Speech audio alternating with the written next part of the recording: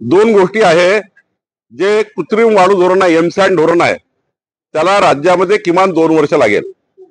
एका जिल्ह्यात 50 क्रेशर आम्हाला लावायचे आहे. क्रेशर लावायला किमान 1 वर्ष लागतं.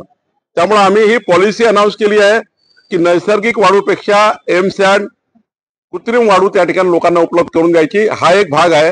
दुसरा, जी नैसर्गिक वाळू आहे ती 3 महिने बंद असतं. 1 जुलै ते 30 सप्टेंबर पर्यंत कुठलंही उत्खनन करता येत नाही, वाळूचं उत्खनन करता येत नाही. त्यामुळं 3 महिन्यापासून वाळू बंद आहे. 1 ऑक्टोबर पासून परवानगी मिळाली आहे.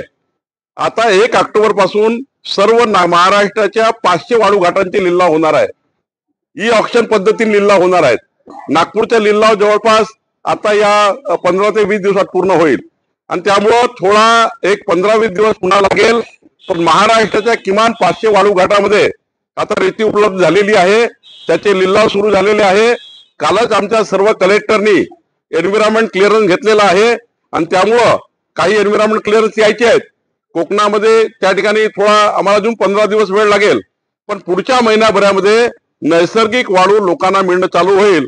हा फक्त 1 महिन्याचा पॅच आहे, ज्यातनं वाळूची थोडी 3 महिने बंद असल्यामुळे, 3 महिने एनजीटीच्या ऑर्डरमुळे पावसाळ्यात वाळू उत्खनन करता येत नाही, म्हणून नदीमध्ये त्या ठिकाणी वाळू उत्खनन करता आली नाही.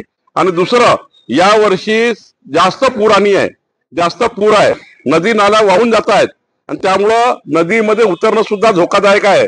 आणि त्यामुळे मला असं वाटतं की महिन्याभरामध्ये या राज्यामध्ये पुन्हा एकदा मुबलक वाळू उपलब्ध होईल.